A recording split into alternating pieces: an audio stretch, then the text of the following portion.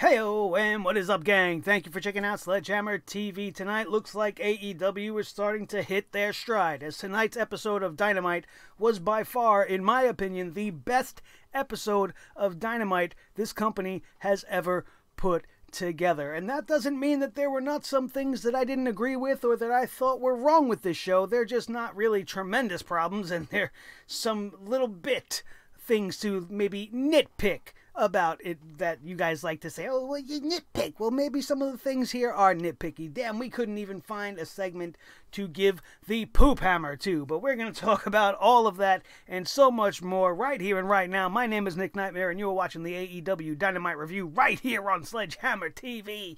Let's do it.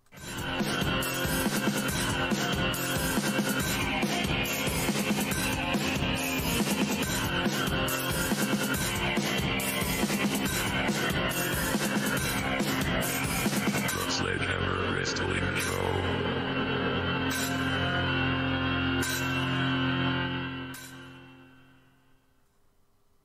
This was a really fun show. This was a great show that All Elite Wrestling has put forth, and I couldn't be happier to have sat through it. You know how you had a good time watching a wrestling show when you don't even realize that 2 hours just passed before your eyes? That's how fast tonight's Dynamite was. It felt like an old school episode of NXT, the 1 hour version.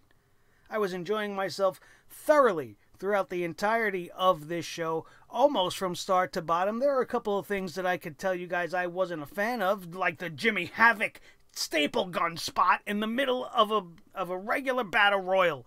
Like, it was so out of place, and it was so stupid and unnecessary, and it ended up getting him eliminated, I guess, by officials, and he wasn't officially eliminated.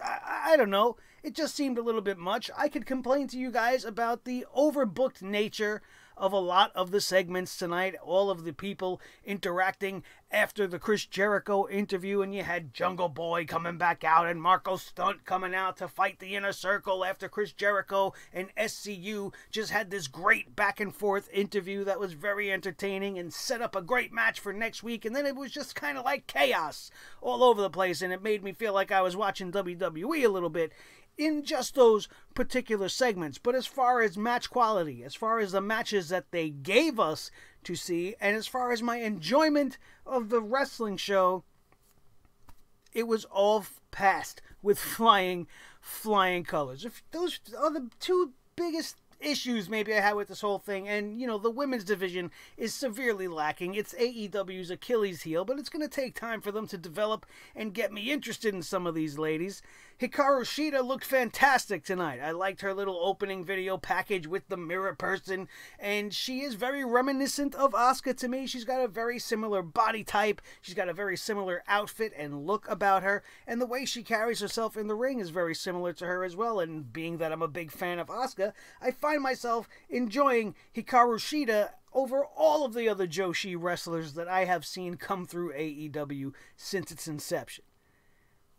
Her getting the win over Britt Baker here tonight was a little bit confusing. We've already seen Shiina going up against the champion Rio, and I thought for sure we were building up Britt Baker, and coming off of her match last week with Bea Priestley on the pre-show at Full Gear rather, when she was sick and wrestling, she looked great. She was a little spotty, you know. She's got a little bit of a timing issue, you know, but that's just gonna go away with time.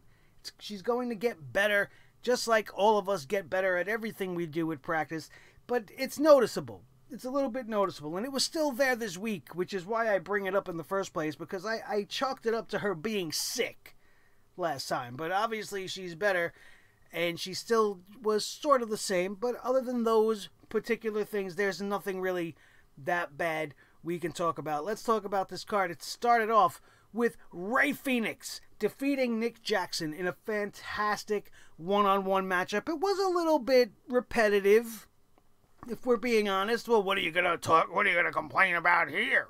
It wasn't too flippy or anything like that. The no-sell offense is something that bothers me, but, you know, it wasn't overly used here. And Rey Fenix even managed to look like every single thing he took had an effect on his body, even when he immediately, like, popped up and would return and reciprocate a strike or something like that, no-sell style, he made it look good. He made it look good, and I appreciate that. I don't appreciate repetitive segments. I don't know how many times these guys have to go and do the little flippy-dippy, boing boing off the ropes like their Super Mario thing. And yeah, of course it's impressive. And no, I could never fucking do that. But that doesn't mean I have to see it 7 times in one match. Did it bring down the match a little bit for me? Yes, because it's like, okay, I seen that. That's great. That was cool. Rey Fenix does his flip thing. Great. And then we see Matt Jackson do it, and then they do it again, and then he reverses it, and then they do it again later on, and then they do it again. It just gets to me.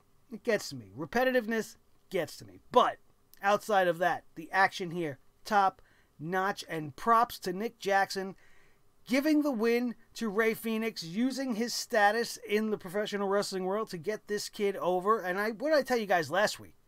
If you were here last week, you heard me, and I complain about the Lucha Brothers all the time because I don't enjoy their particular tag team style. It's a little bit too much. But when you take Rey Fenix out of that equation and you put him on his own and you put him in there with a Nick Jackson, you get a match like this. You got to say that Rey Fenix is a future star in this company, if he's not already a star. He's already a star to many people, but he is going to be huge. He's going to maybe dwarf Rey Mysterio as the greatest lucha wrestler to ever step foot in the squared circle if he continues on the current path that he is on alone. Rey Fenix is fantastic. This match was great. It was a lot of fun. It had a nice, clean victory at the end. It's a little bit too much with the springboards, but afterwards, the most interesting thing to happen was following this matchup, Rey Fenix goes and offers his hand in respect, looking for a little bit of good sportsmanship going on. These guys have had a rivalry that has spanned over the course of 3 years, and I thought they were going to do it. I thought they were going to shake hands, but Rey Fenix refused. Rey Fenix refused this. Did I say Fenix gave the handshake? No, it was Nick Jackson in defeat offered his hand to Rey Fenix, and Rey Fenix shook it off and walked away and refused that, which is interesting, and it set up something for them to continue fighting in the future. There's something going on there that they're going to let us know about, so they're building and they're telling stories to happen later on, which happened throughout this show, which I totally appreciate. Up next, Hikari Shiina defeated Britt Baker, like we just briefly mentioned. This was very surprising to me. I just really thought that, Britt Baker was going to be the one to be next in line versus Rio. I know it's a babyface thing, but they got everything all, mixed up here. I mean, Hikari Shiina came off like a babyface too, did she not? So isn't it still kind of the same dynamic? So, I don't know. I just thought they were going to try to push Britt, and I don't have a problem with them going with Hikari Shiina. It's just going to give us a match that we've already seen, if she does get a shot at the Women's Champion somewhere down the line. But this was a good match between these girls. Shiina was very impressive. Britt Baker looked good. She had her face busted. She was bleeding from the nose at one point. And they were just about maybe 1/3 of the way into the match. And she continued on throughout the entirety of it that way. And it was very impressive. The toughness of Britt Baker cannot be denied. Her nose probably was broken. If not, to be bleeding from your nose like that causes breathing problems. It makes it harder to perform, and for her to be able to go out there and put on the match like they had last night, props to Britt Baker, even in a loss, looking pretty damn good. We seen a hype video for my least favorite team in all of AEW, the Dark Order. And it's one of the things that on this show I've complained about. Well, I don't know what the Dark Order is. I don't know what makes them dark. I don't know what makes them an order. I don't know what makes Uno so evil. I don't know what makes Stu gray. I don't know anything. I don't know anything about them. And this at least is a step in some sort of a direction. We've seen some sort of a recruitment video package. Looked like something you would get from that guy from Waco, Texas. The guy that burned down his whole entire cult with all of the people he supposedly loved inside. It was very creepy, kind of weird. It was calm and serene. Come and join the Dark Order. No thanks. I'm alright where I'm at. I appreciate the effort, and I'm interested now to see where this is going. It seemed as if they were trying to get you guys to join them as a minion. They say, stop losing. We want you to stop losing. Cut through life's chaos and join the Dark Order. No thanks. The Dynamite doesn't Battle Royal. Here's where the inner Nick Nightmare really kind of disassociates himself with AEW. Because you got the participants in this thing, the first of which we're going to talk about being Billy Gunn. Billy Gunn came out there tonight, and it makes me understand why people are so critical of the AEW roster as a whole. Why is Billy Gunn, the oldest man in the ring, also the largest, tallest man in the ring, the most buff man in the ring, the guy that seems to have the most charisma in the ring, and the guy that was the most excited to be there in the ring? Meanwhile, everybody else is just there. They look like a bunch of boys standing in there with this big dude. So I can understand why some people get down on these guys calling them vanilla midgets and this and that. Because when you're looking at a WWE mid-card guy, what was his highest claim to fame? The Intercontinental Championship, a couple of World Tag Team Championship reigns.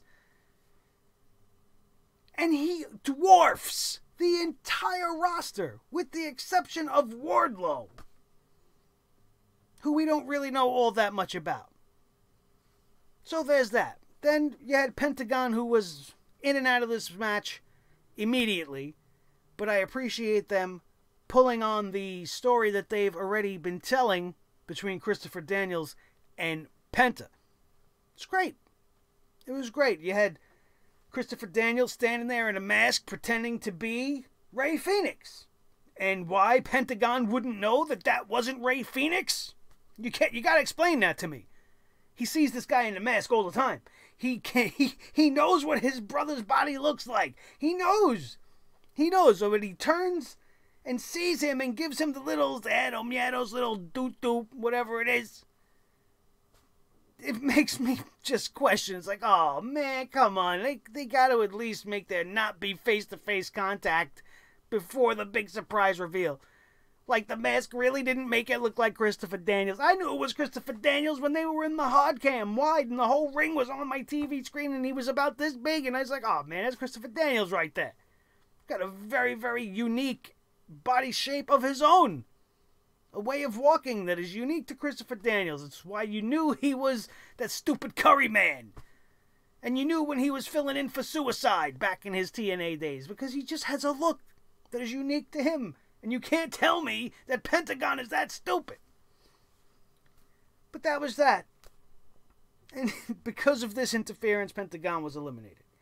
He had Jimmy Havoc pulling out the staple gun. Why? I don't know. I hate that kind of shit, man. I can tolerate it in hardcore matches and things like that, but when you just... Where did you even get it from? Did he have it in his pants? Did he go outside the ring and pull it from under the ring crew box? Where did he get a fucking staple gun? And he's in there stapling Billy Gunn's nipples. What am I watching? Which is why it is the one thing on this night that I could definitely give the poop hammer to. Just that Jimmy Havoc spot was stupid. It was stupid. And I don't like it, and I don't want to see it again. You might not agree with that, but you could get your own poop hammer t-shirt right now, as the Sledgehammer TV store is up and running on bonfire.com/store/sledgehammer-tv. Look at it. Look at it, man. It's the Poop Hammer t-shirt. The first ever official Poop Hammer shirt offered to you guys by Sledgehammer TV. If you don't feel like you're the type of person that can walk around with a poop hammer on your shirt, walking around literally with a piece of shit on your chest, whether or not I designed it or not, then there is the Sledgehammer TV logo t-shirt, available in many other colors aside black. We have the black there for AEW. We have red for any of you morons that want to represent Monday Night Raw. We've got the blue if you're a SmackDown guy. And then there is also NXT Gold, and there is House of Glory orange for the Sledgehammer TV logo tee. Otherwise, the Poop Hammer comes, I believe, in only brown, which is appropriate. which is appropriate. Maybe there's another one that I forgot what I put, but you can go and pick one right now. Bonfire.com/store/Sledgehammer TV. I will leave a link in the description. I will leave a pinned comment at the top of the comment section as well to make the ease for you all that much easier. Now that that's out of the way and we gave the poop hammer to Jimmy Havoc and I gave you guys my senseless plug, let's talk about the rest of this show. And it's about to get a little different. Because I don't mind Joey Janela, I don't mind Kip Sabian, I certainly don't mind MJF. You know who else I don't mind? I don't mind Sonny Kiss. I don't mind Sonny Kiss. And here, oh, how could you say that? You're so hard on Nia Rose. Nia Rose. You know why I said that. And yeah, you know, I am hard on her. It's a completely different subject. Sure, it's along the lines of the same thing, but it's not. You know why? Because if you're a person that hates Sonny Kiss because of the character he's playing on TV and because of his sexual orientation, then you could fuck right off. You can't look me in the eye and be as old as I am. Okay? And you could be an intolerant jerk-off if that's your thing. That's fine. But you can't be a wrestling fan that grew up as long as I've been a wrestling fan and have a problem with this. You have a problem with Sonny Kiss because he wears makeup and flashy clothes and walks around like a girl? Did you have a problem with Goldust? Did you have a problem with Adrian Adonis? No? Did you have a problem with Gorgeous George? Gorgeous George, the most famous first world heavyweight champion to transcend the sport. The guy used to come to the ring with a flower in his head. That's all he did. He had fancy long gold hair. He had a flower in his hair. That was enough back in the 30s and 40s for guys to be like, oh, you're a gay. And then he would come out in these flashy robes with the fur and the feathers. And if it wasn't for him, Ric Flair wouldn't be coming out in those robes. Charlotte Flair wouldn't be coming out in those very same robes. You got a problem with that? You got a problem with Sonny Kiss? Because he shakes his ass in the ring? You got a problem with Sonny Kiss? Why? Do you have a problem when Goldust used to run his hands up and down Savio Vega and Razor Ramon's chest? Do you have a problem with the whole build-up to the backlot brawl at WrestleMania 17 between Roddy Piper, rest his soul, and Goldust? Roddy Piper kissed Goldust at the end of that match. Did it change your opinion of Roddy Piper? Is he not still one of the baddest motherfuckers on the planet that ever existed? Golden on the microphone? Stop it. If you're going to bitch and moan about Sonny Kiss, go to somebody else's fucking channel that tolerates that type of shit, because you're not a real wrestling fan. You don't understand character development. It's part of what makes him unique. It's going to be a psychological tactic he can use in the ring against other men who are insecure and sexist, like some of you people that hate Sonny Kiss. Hate him because he doesn't wrestle well. Hate him because he's short.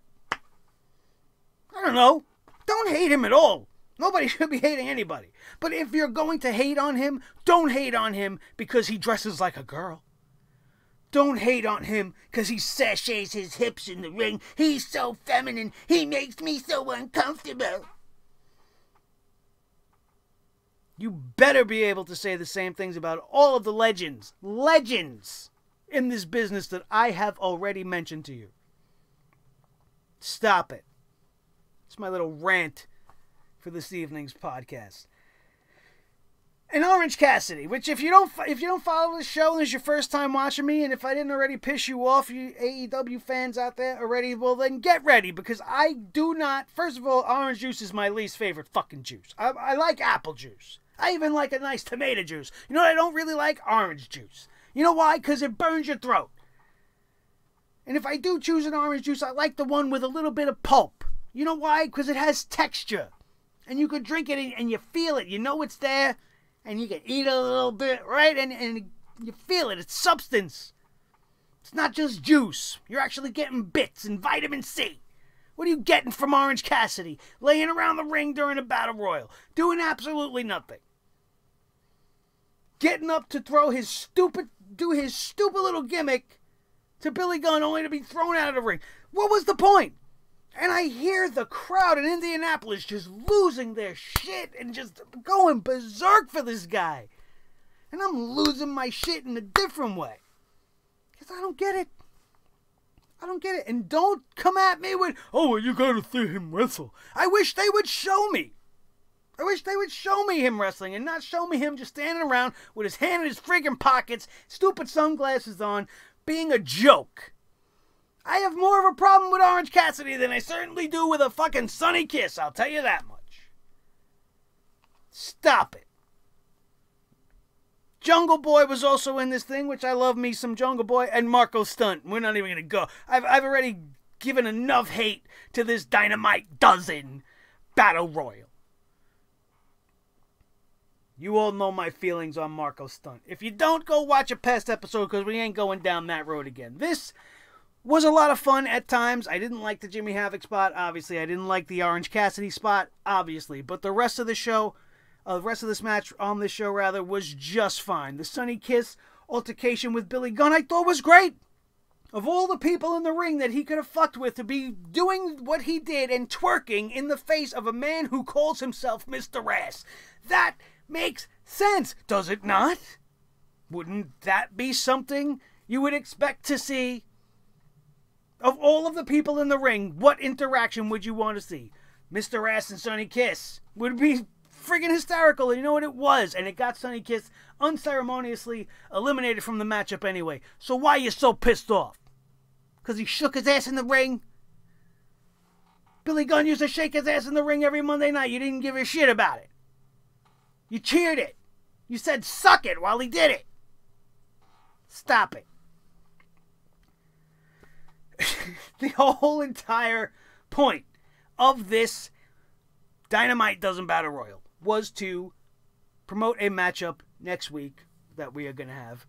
The two last men standing were going to face off, and the winner, I believe, gets a shot at the AEW Championship. And here is the... Oh, no, they get the diamond ring. See, now we don't know what the diamond ring's going to do. Is it going to give them a shot at the championship? Is it going to give them first dibs on the mid-card title when they decide to debut it? Or is this just going to be a guy walking around with a 7.5 carat ring on his finger, which is going to look like a man walking around that just got engaged?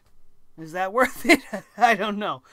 But having it end up being MJF and I'm sorry, Hangman Page is going to be a great match next week. It's going to be fantastic. MJF was all over this Battle Royal, throwing out anybody who meant anything to the fans, getting that heel heat, getting rid of Orange Cassidy for me. He got rid of Sunny Kiss.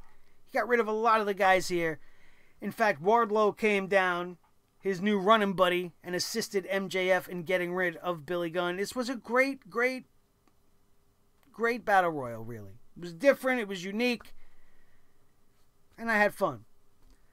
Paige and MJF have a pull-apart brawl after the match was over, and then we would go to commercial. Chris Jericho, Le Champion, is going to give us this historic announcement. He said he was going to get his apology. He said he was fined and he had to pay for all the damage that his temper tantrum cost him last week. But every time he wanted to say the word sorry, he had Jake Hager do it for him, which made me laugh out loud. Jericho couldn't say the word sorry, so he would point the microphone to his big old goon and he would oblige us with the S word. He said he's getting his long-awaited thank you next week in Chicago. He promised a celebration. He was talking about having an aquarium. He said some clowns are going to show up, so I guess he's going to invite Seth Rollins. He said that it's going to be the biggest celebration in pro wrestling history. Then he said it was glad it was happening in a city with a hockey team and two baseball teams like Chicago and not a piece of crap place like Indianapolis. Classic heel stuff. They went to leave after making this announcement of Chris Jericho's that he's going to have a Thanksgiving celebration for Le Champion. But then SCU would come out. The champion and his stooge would be confronted by Scorpio Sky and his two running buddies. Scorpio Sky was great on the mic here. He said to Chris Jericho, "You are a paragon of virtue for apologizing to these people." But he neglected to mention why Chris Jericho actually had that temper tantrum last week, and that was because Scorpio Sky pinned him in that tag team matchup from last week. He said Sky says his DMs have been blowing up all week, and his high school crush, Melanie something, actually looked him up, and they're going out on a date this Friday. Chris Jericho was like, "Yeah, you know what? I know Melanie, and she's a big fat pig," or whatever he said. And I'm just sitting there cracking up through this whole segment. Scorpio Sky's like, "Hey, I like big butts, and I cannot lie." Was it a little bit cheesy? Sure, but is it a million times better than the dry, ridiculous, reused garbage we see on Mondays and Fridays? Hell yeah, it's better. It's got me laughing here. It don't got me sitting here screaming to you guys, "Oh, this shit sucks." No, this is good stuff. This is actual good shit. Not Vince McMahon's kind of good shit. My problem with this segment was not that it came off of Scorpio Sky pinning the champion. I like the fact that they took something that I didn't like last week and are making it a story leading forward. Now we are going to have Chris Jericho versus Scorpio Sky on this Thanksgiving celebration episode of AEW next week, which is going to be a great match. I don't know where they're going to go with it. We all know Scorpio Sky is not going to win. The AEW Championship will be on the line. It's going to be an interesting match, to say the least. But my problem here is that the Inner Circle came out, and everybody starts brawling. And then we get Brandon Cutler and Michael Nakazawa coming out to help SCU. And I'm thinking of everybody on the roster, especially everybody that has been targeted by the Inner Circle as of late. These were not the two guys you were expecting to see. This was the equivalent of like the B team running out there. Who cares? Who cares? All of this would just be utter chaos. Chris Jericho would lay out Scorpio Sky with the Judas effect, and then while he was posing over him with the AEW Championship, it would get even more overbooked as Jungle Boy and Marco Stunt would run down for some reason. They were dealt with very easily, and then we would have the Luchasaurus come out. He faced off with Jake Hager, and Hager took off like a chicken shit, and the Inner Circle would disappear. I loved the first part of the segment. I thought the whole second half was a little bit unnecessary. And it was even just a lead-in to an even more unnecessary segment, which was a waste of the Luchasaurus. You brought the Luchasaurus back to give him 30 seconds in the ring with Peter Avalon, the stupid librarian. And while I was grateful to see the librarian taking a chokeslam and not doing anything of relevance, I would have been much more preferential to not seeing him at all, Peter Avalon that is, and maybe Luchasaurus gets in that battle royal with his other two monkeys. A little bit too much. And just useless. It was a waste of TV time. How does that make the Luchasaurus look any good? It's like we went out there and watched him step on a cockroach in the middle of the ring. Pfft, match is over. Great. What good did that do? Private Party defeated Proud and Powerful in the Matt Travis tribute match, which was very special to me to watch. You guys that have been watching me, you know why. I am a part of House of Glory Wrestling, and I am friends, of course, with Private Party and Proud and Powerful. And I was honored that they were given this match. I was honored to be able to watch this match, and it was very touching for me just to watch it go down. And this was a great match. These guys went out there with the intentions on making their buddy proud, and they put on a very good match. It was a little bit slow at times, a little bit confusing. There was one particular spot where I thought Mark Quinn might have actually hurt himself, and he either did. Very possible Mark Quinn might have injured his back tonight. Hopefully that is not the case. Hopefully he's just really that good at his job and made me believe and buy into an angle that he's selling, and that could probably be due to the fact that he was trained at House of Glory. But never mind any of that. This was a very entertaining matchup, a great showcase for both teams. And I know that it's kind of just come out of nowhere. It doesn't really make sense for them to be fighting just yet. But just based off of the whole personal thing for me, it might not have been the right way to go for you. But for me, I thought this was great. I can't say anything bad about it at all. And that's my friendship with the guys, or my association with House of Glorious side. This was a solid tag team matchup. It didn't have anything at stake, but these guys went out there to kill it, and they definitely did. Private Party gets a much-needed win against a very big team. Now, Proud and Powerful haven't really done all that much since showing up, but there is no denying that they are a dominant force in the tag team division in AEW, and for Private Party to get this win in this situation definitely elevates their stock. And these guys are just getting started. They're going to be playing off each other for many years to come, and get ready. Buckle up, you guys, because it's going to be a fun ride. And if this tag team matchup was any indication of what the future is going to bring anytime these four guys get in the ring, and I've seen them in the ring before, and that's what you get. That's just what you get. Quality wrestling. Once again, after this, we had a beatdown brawl. We had Sammy Guevara run down. We had Nick Jackson run down. We had everybody coming out, making it overbooked, and just chaos, man. Another segment with chaos. And there was just a couple of spots on the night where there were some very clear botches. All right, and one of these very clear botches happened in the main event with Jon Moxley and Darby Allen, and it came right at the finish. Thankfully, nothing came of it. Nobody was injured, and they were able to execute it at the last minute. But if you didn't see Darby Allen almost fall from Jon Moxley's arms, and possibly maybe even hurt himself in that moment too, hopefully again that is not the case, but there was a few botches on this night overall. We seen a Kenny Omega promo, pre-recorded promo. He's working out in the gym. He said his loss to Pac when he was defeated by Pac at All Out is what sent him on this crazy path that we've been seeing Kenny Omega on. He lost his marbles, he's lost his way, and he's glad to now have a chance to redeem himself next week, as the announce team ran down the card for next week, which is setting up to be a AAA card anywhere in the world. You got Pac versus Kenny Omega. You got the return of Cody Rhodes, MJF versus Hangman Page for that diamond ring, and Chris Jericho versus Scorpio Sky for the AEW Championship, and that's just what we know, and they are only getting started.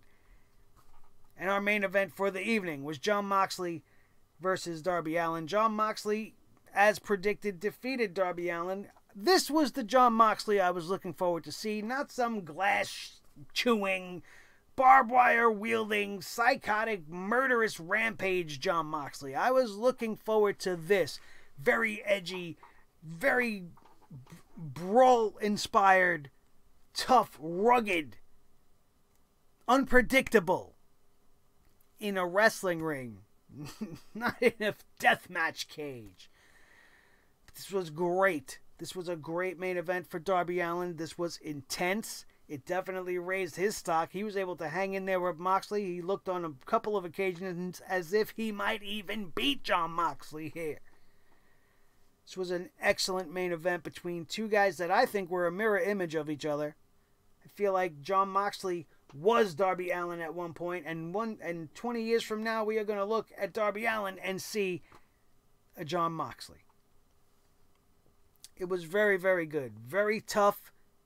Very rough, hard-hitting, and very unpredictable, man. I couldn't have called the end of this match. There was so many false finishes and near falls that I couldn't even keep up with the action at some points. Darby Allen is really good at what he does. He went up for that coffin drop. He thought he had this match won. He goes up to the top rope for the coffin drop, and he does execute it, but when he lands into a sleeper hold. Fantastic. Fantastic. This would lead to a sequence of events that would find the two men in the corner. Jon Moxley has the double underhook locked in while he's standing on the second rope. He goes to lift Darby Allen. Darby Allen's feet slip off the rope just momentarily. and somehow Moxley had the strength. I mean, he's a light kid, but still, that's an awkward position, and it's a weird point of gravity to be holding a person from, and he was able to lift him up and still execute the paradigm shift from the top rope, almost unsuccessfully, but thankfully it was safe for everybody involved by the time it was done. Jon Moxley gets the win after a wild one that I would like to see again. This is a matchup that I hope is just the tip of the iceberg as far as it goes for the feud between Moxley and Allen, which is something that could go on and on and on through time. And this is something that, if given a full year of these guys getting in each other's shit, then you pull out a match like he had with Kenny Omega, and I won't be sitting here telling you how unnecessary it was, and you won't be unsubscribing and being all mean and nasty to me because I see things wrong with a show that you just want to stroke off. But it's fine, because this was a great show. This was a great show, a solid effort by AEW. This has been the best show, I think, that they have put on since they have been on the airwaves, and this is a sign of things to come. It is a sign of things to come. And if they keep going down this road and keep following this pattern, wrestling fans everywhere are going to have a new home for the #1 show in all of professional wrestling, which just might be AEW. It's just getting started, you guys, and they're already starting to find their way. They're putting together excellent shows that in one night give you reason to be excited for next week and give you quality professional wrestling while you're watching now, while at the same time paying tribute to your inner wrestling fan and giving you the sport that you've known and loved for probably your whole entire life, just like me. This was a great show. Great show, and I can't wait to see more of it. We are going to go back into the living room right now, and we are going to fire up NXT, and the go-home show for War Games better not be only about the Survivor Series matchups. I want to see the lead into War Games. I really don't care about Survivor Series as far as NXT is concerned. They have their own thing going on. You can actually do both. We'll have to tune in and find out what that is. And if I feel like it's deserving of a review, I might put it up there. I know I've been slacking on the NXT, but that's because there's really nothing much to say.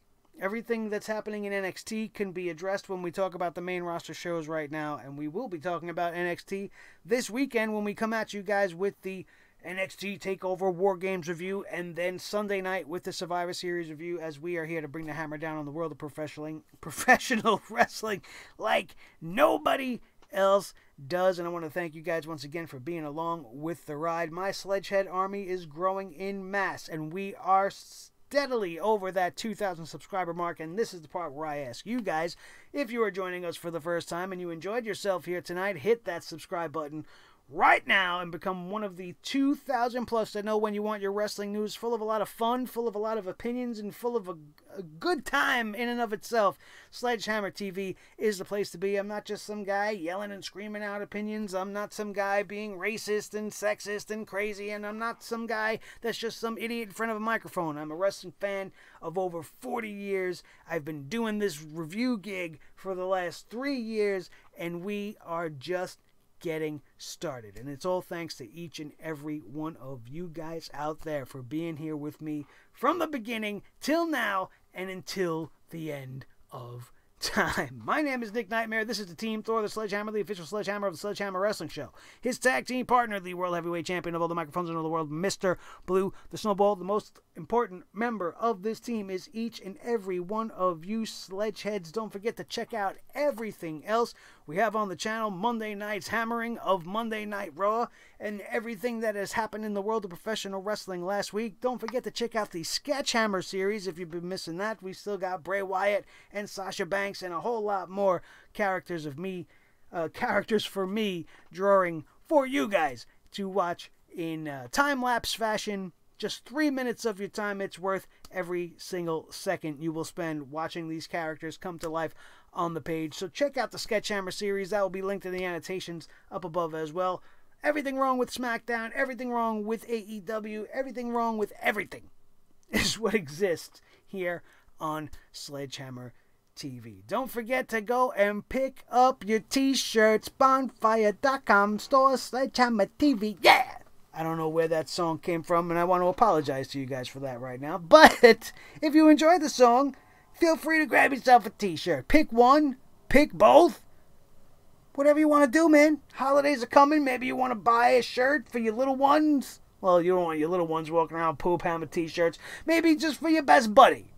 Maybe you want it for yourself so that you can show the world what they deserve to be getting hit with. This Poop Hammer right here. It's a great conversation starter as well. Somebody's going to look at you in this shirt and they're going to be like, what the fuck is a Poop Hammer? And then you could direct them to the newest, fastest rising, hottest faction in all of professional wrestling podcasting, and that is the Sledgehead Army of the Sledgehammer Wrestling Show, which resides right here on Sledgehammer TV. That, my friends, is going to do it.